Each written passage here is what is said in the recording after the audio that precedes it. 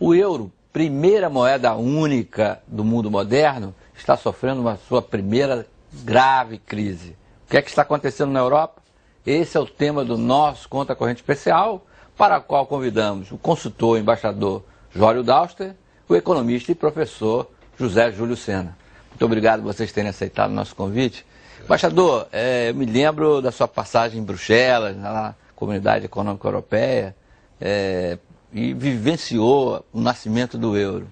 Claro que essa história é longa, começa nos anos 50, num acordo que só era limitado ao aço e ao carvão, depois passou aos produtos agrícolas. Só nos anos 90 se estendeu aos demais produtos e, de fato, se tornou uma economia sem fronteiras, onde as pessoas podiam circular, as mercadorias também. E aí culminou com uma moeda única, que abrange 16 dos 27 países membros da União Europeia, se não me engano. E agora sofre essa crise em função aí do abalo da economia da Grécia, das economias da Espanha, de Portugal, da Irlanda, que são países que têm o euro, e fica a dúvida, será que ele sobrevive? Bom, eu diria que a crise é anunciada, a morte eu creio que não é a crônica da morte anunciada, mas da crise sim. Você lembra que a teoria toda do professor Mundell, que ganhou um prêmio Nobel por causa disso, é sobre a questão da zona monetária ótima. E a ideia é que ele próprio achava que a União Europeia reunia as condições fundamentais, que seriam essa mobilidade da mão de obra, mobilidade de capital, etc. e tal, mas tinha um ponto fraco, que era a questão fiscal. A rigor, essa zona ideal deveria ter também uma política fiscal comum. Mas ali havia resistência política. Então, desde o Tratado de Maastricht, que foi, na verdade, a origem, foi a arrumação verdadeira que o Delors fez da União Europeia, eu estava lá já nessa época, e foi a precursora, 92. O euro só saiu em 99, foram 7 anos de preparação. Mas ali já se dizia que haveria esse ponto fraco, que é exatamente a política fiscal. Houve cuidado de querer estabelecer condições básicas. Portanto, você não podia ter um déficit orçamentário superior a 3% do PIB, não poderia ter uma dívida pública superior a 60% do PIB e tinha que tentar manter a inflação ao nível de 1,5%, etc. e tal, que aí já era o que veio depois o banco. Mas, de qualquer maneira, eram tentativas de você estabelecer parâmetros fiscais, mas sem um orçamento comum. Agora, uma curiosidade, ele realmente foi criado assim para rivalizar com o dólar? De fato, ele tinha esse objetivo?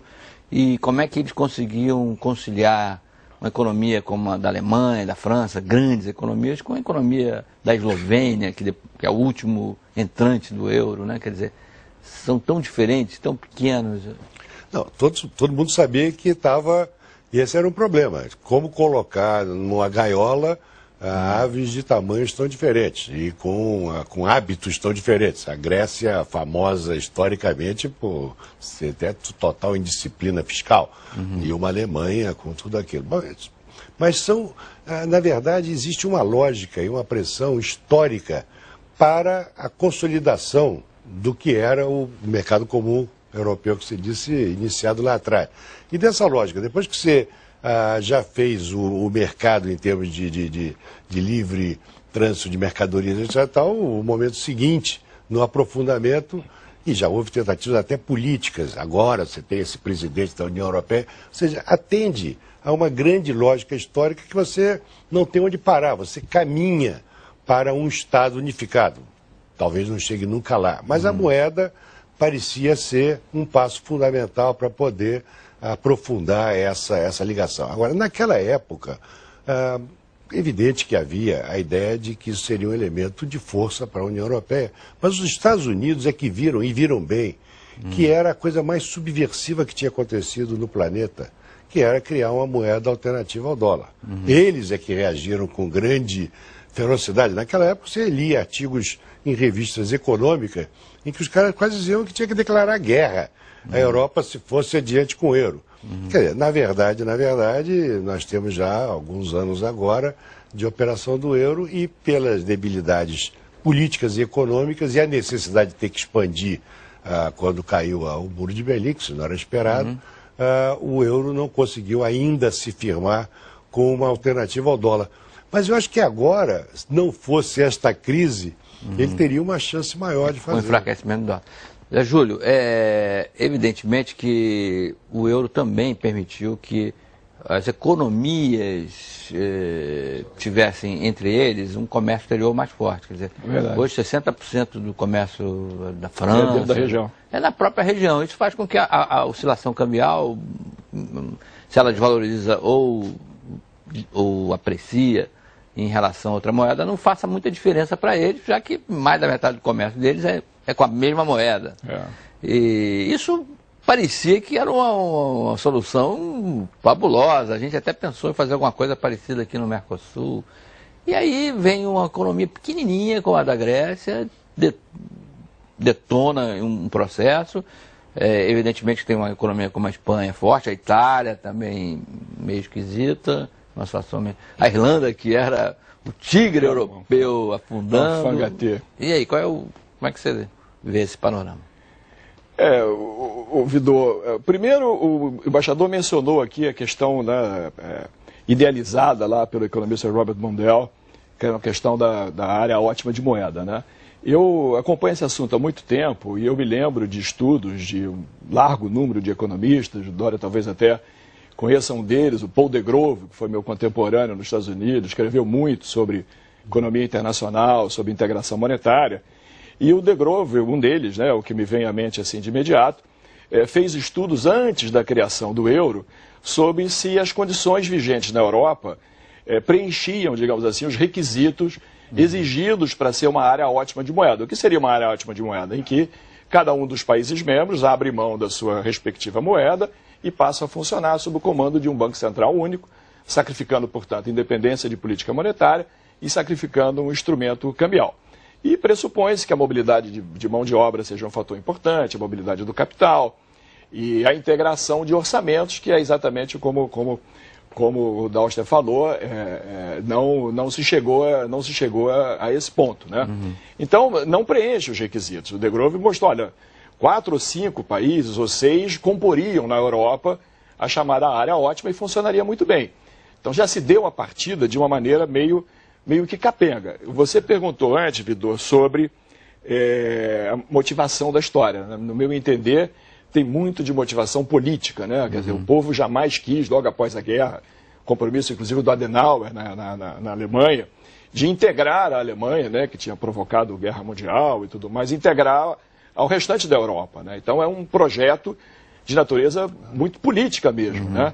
E eu fico me perguntando, sempre me perguntei isso, o que de fato levou os alemães a abrirem mão de um produto que se tornou um produto de exportação, né? Porque quando há a unificação das Alemanhas, a moeda do lado ocidental é exportada para o lado oriental, é incorporada, há uma taxa de câmbio completamente irrealista, que causou um monte de problemas e tudo, mas foi uma integração essa integração monetária, uma coisa de natureza política. Os alemães, para concordar, não, tudo bem, eu vou abrir mão de um grande ativo que eu tenho aqui, mas eu quero certas condições. Então o Banco Central tem que ser constituído nos moldes do Bundesbank, do Banco Central Alemão, voltado exclusivamente para o combate à inflação, vamos exigir disciplina, e isso é que está hoje, eu diria, Vidor, no cerne da questão. Porque, como o Dauster comentou sobre a indisciplina fiscal dos gregos, né, agora precisa de ajuda, o primeiro-ministro... Déficit colossal. Déficit 12, 13% do PIB, 120% de dívida com relação com proporção do PIB. E a Angela Merkel tem sido muito firme, porque não há apoio. Estou querendo que os gregos vendam ilhas. As ilhas gregas vão ser vendidas. Vai ter que empenhar algumas ilhas. Eu esqueci um outro ponto mais triste, que era a proibição de que houvesse empréstimos entre os países para ajudar em crise. Exatamente. Cláusula de no bailout. Então, isso aqui é muito interessante. Que era a cláusula de no bailout. A Angela Merkel se refere a essa cláusula, se não me falha a memória, é o artigo 125 do Tratado, do Tratado de Lisboa, que foi o que acabou definindo a coisa no futuro. Vamos ver aqui agora uma reportagem da nossa repórter Juliana Rosa sobre esse assunto e voltamos a conversar sobre esse tema. Vamos lá. A tragédia grega é crônica de uma morte anunciada. Há tempos, o mercado sabe que as contas públicas de alguns países da zona do euro não vão bem. O que a crise de 2008 fez foi acelerar a piora da situação fiscal. Para enfrentar a crise, os governos de todo o mundo tiveram que se endividar para reativar a economia. E a Grécia, que já estava com a corda no pescoço, se enrolou ainda mais. Portugal, Itália, Irlanda e Espanha também gastaram demais e estão sendo chamados de pigs, porcos em inglês. Todo mundo identificava um pouco as perspectivas da zona do euro como um todo com as perspectivas da Alemanha. E a economia alemã é uma economia relativamente mais sólida, é um país que fez aí nos últimos anos uma série de reformas importantes e todo mundo olhava assim para os fundamentos dos países da zona do euro como se fossem os fundamentos da Alemanha. E eu acho que a novidade, quer dizer, se é que a gente pode chamar assim, é que a crise, o impacto da crise sobre essas economias da zona do euro mostrou que, na realidade, você não pode olhar para os fundamentos só daquela economia central que era vista como assim a âncora de toda a região, e sim para os fundamentos específicos de cada país, que são muito diferentes. E como são? O déficit público da Grécia chegou a 12,7% do produto interno bruto, 4 vezes a meta da União Europeia, que é de 3%.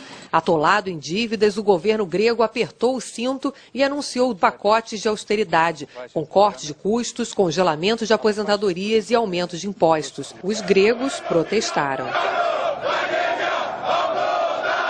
O cientista político alemão Werner Weinerfeld disse que a crise não é só da Grécia, é uma crise da União Europeia. Ele explica que o problema maior não é fiscal e sim psicológico. O que está em jogo é a credibilidade do euro, mas ele acredita que a moeda vai resistir ao choque.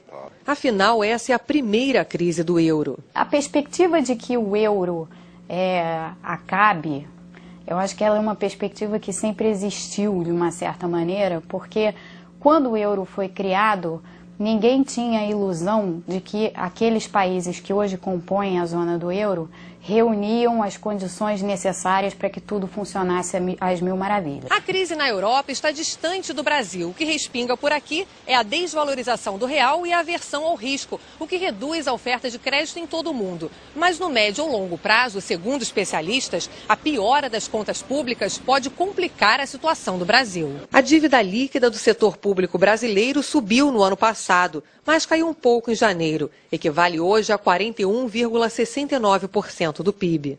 Eu acho que certamente gastos anticíclicos, contracíclicos, são importantes e tiveram um papel muito importante o ano passado. Mas isso não se pode confundir com o aumento de gastos recorrentes, gastos de folha de pagamento, por exemplo, de modo que eu acho que é muito importante que haja uma revisão profunda desta tendência gastadeira, digamos assim, e que voltemos ao equilíbrio fiscal, a superávites não só primários, mas superávites realmente nominais também. A União Europeia ainda junta o nosso maior parceiro comercial. Essa questão do euro em relação ao real, por exemplo, a gente perde competitividade, ganha competitividade, o que sobra para nós aqui? Eu acho que aí é mais complexo, porque não é só o euro, você tem que entrar com o dólar, quer dizer, hoje é uma combinação mais complicada. Mas nossas exportações vinham crescendo por causa da relação... Você pode se beneficiar durante algum período, mas eu creio que a crise maior, no fundo, o euro está vivendo já agora essa crise, mas o dólar também está. Então você tem uma corrida aí entre dois aleijados, porque eu não vejo como sair os Estados Unidos da montanha de dinheiro que jogou para evitar a recessão, que seria obviamente inaceitável, mas jogou tantos trilhões de dólares que eu não sei como vai conseguir reabsorver isso, espero, mas é uma ginástica impensável sem, de alguma forma, usar a inflação como o velho sistema de pagar dívida, de reduzir o custo real. Terrível, tomara que isso não seja. Portanto, o que você tem hoje ainda é essa fuga para o dólar, exatamente porque o euro não ganhou a suficiente credibilidade como moeda alternativa, você tem a fuga para o dólar toda hora que você tem algum abalo na economia mundial. Mas por quanto tempo e até onde vai? Então, a tentativa de fazer, eu não tenho, certamente, meu amigo que é um grande macroeconomista poderá fazer isso melhor do que eu. Eu não tenho um instrumental. Eu acho que essa resposta ele dará melhor do que eu. Mas só para completar, eu creio que hoje querer fazer projeção de longo prazo com a perspectiva de comportamento de uma moeda não vai muito além de alguns 3, 4 meses. Júlio, essa crise, pelo menos a Grécia, foi arrastada pelo excesso de dinheiro que se colocou para salvar o sistema financeiro internacional, ou já era uma crise estrutural que ia acontecer de qualquer maneira? Já vinha de antes, né, Vidor? Claramente foi agravada pela crise, mas os dados deixam isso muito claro. O desequilíbrio fiscal já vinha de antes e, evidentemente, diante da crise, a perda de receita tornou-se um fator que agravou a situação que já existia, né? Agora, eu acho que a grande questão é saber como é que termina essa história toda, né? Porque, como foi mencionado antes, tem essa história toda da cláusula de no bailout. E a Angela Merkel, na Alemanha, os franceses se agarram. Você tem conseguido, aos pouquinhos, enrolando aquela dívida enorme. Mas o meu palpite, Vidor, é o seguinte: o programa de austeridade que acabou de ser anunciado, ele é um programa mais forte do que se imaginava. Tem, né, como foi mencionado, a questão de ter um 13º na Páscoa, outro no Natal. Essas coisas, esses benefícios assim foram cortados, houve muito aumento de impostos daquele tipo que são sempre candidatos a aumento, né, em épocas de crise, como sobre fumo, sobre bebida, sobre essa coisa toda. O aumento da alíquota do principal imposto sobre o valor adicionado. Foi uma coisa muito austera. A minha interpretação é a seguinte: os gregos fizeram a sondagem antes, né? Na França, na Alemanha, que são as duas grandes potências, como também foi mencionado anteriormente. E a turma falou assim: olha, não tem apoio político para isso, aqui dentro de cada um dos nossos países. Você mencionou a questão dos negócios, com a moeda única, como é que foi. É inegável, esse é o grande benefício da moeda única, facilita o fluxo de comércio, o fluxo de investimento. Não tem fronteira mais, né? Você não não tem fronteira. Então, os empresários, é uma coisa curiosa, os empresários alemães são favoráveis, né? São favoráveis a tentar salvar os gregos, tentar salvar o euro de alguma maneira, porque eles percebem que houve ganhos concretos, né? Mas uma coisa são interesses específicos de determinados setores, cujas atividades se ampliaram significativamente depois da criação da moeda única. O outro é o apoio político, que aparentemente não existe. Então, meu ver, para concluir, o programa foi mais austero do que se previa, exatamente porque a França e a Alemanha não estão dispostas a botar a mão no bolso e fazer financiamentos e dar uma interpretação favorável lá para a cláusula de no bailout e tentar ajudar os gregos. É mais ou menos assim, ó, os gregos que se virem, como você comentou antes de brincadeira, talvez tenham que empenhar algumas ilhas aí. Eu queria interromper um pouquinho, trazer um pouco essa discussão para o Brasil, mostrando esses gráficos que a gente preparou, comparando a cotação do euro com o dólar e com o real. Essa aqui, você está vendo, né? Como é que o euro despenca violentamente. O euro começou ali, pare passe com o dólar, né? Chegou a se valorizar mais hoje, ainda está valendo mais que teoricamente valendo mais que o dólar, mas já muito longe daquela cotação inicial. Vamos ver agora também a outra cotação. Esse é o euro real, olha só como é que a gente, na crise, no auge da crise, a gente depreciou muito em relação ao euro, né? Que foi aquele momento de pânico aí no mercado internacional e praticamente já recuperou a posição que tinha. É uma situação quase que estável. Temos o nosso real um pouco apreciado por essa conjuntura mundial, não é não? Vidor, eu examinei uma sériezinha histórica de movimentos cambiais, incluindo o real, do plano real para cá. É muito raro, é raríssimo acontecer um período em que o comportamento da taxa de câmbio real-dólar diverge do comportamento do dólar lá fora contra uma cesta de moedas. O que acontece com o dólar lá fora manda aqui dentro no mercado de câmbio. A exceção são alguns meses do ano de 2002, em que o dólar já tinha começado a apanhar lá fora, entrando numa fase descendente, e o real aqui estava apanhando do dólar. O dólar ganhava só do real, por força das discussões. Somos uma moeda atrelada ao dólar. Nós somos uma moeda atrelada ao dólar. Então o dólar também foi mencionado antes. O dólar, em épocas de crise, hoje o dólar faz o papel do ouro de antigamente. Não se faz mais ouro como antigamente. Né? O ouro de hoje é o dólar. Quando dá um sufoco, é para o dólar que as pessoas correm. Então, o dólar responde hoje, fundamentalmente, assim, virou o ativo do caos, mas é também, em alguns momentos, né, isso não se determina propriamente, é o dia a dia ali que diz, ele segue fundamentos da economia norte-americana. A questão da Europa aí é uma visão mais política do que econômica, que, aliás, é o meu forte. Primeiro, esses 5 bilhões, eu acho que são só um sinal de que dá para ir ao mercado pagando caro, o dobro da taxa alemã, mas o mercado só aceitou mesmo esse preço porque entende que haverá Tem um fiador, né? Tem uma valia. Vai ter fiador. Agora, qual o fiador? A discussão está colocada já há algum tempo, se é a própria União Europeia rompendo, que também já rompeu, isso eles são especialistas em inventar uma solução.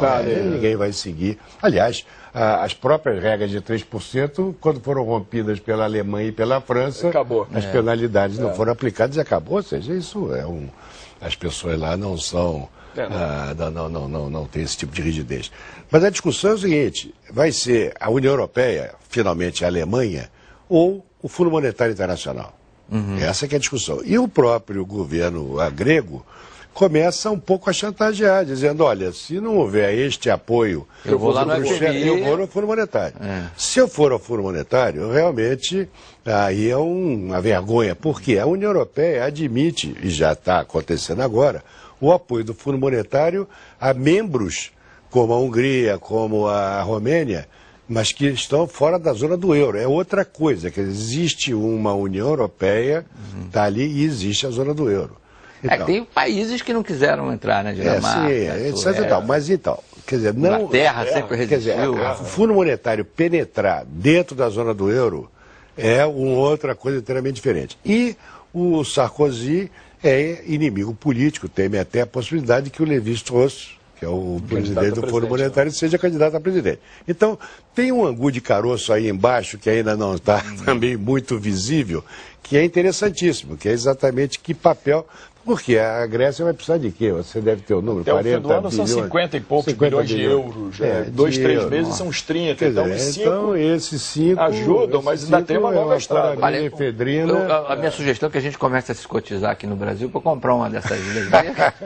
Já que os brasileiros adoram tanto viajar para lá, agora a Turquia também está na moda. Bom, que tá embaixador, infelizmente chegamos ao nosso final. Também, Júlio Luciano, muito obrigado. E muito obrigado a vocês que nos assistiram. Obrigado.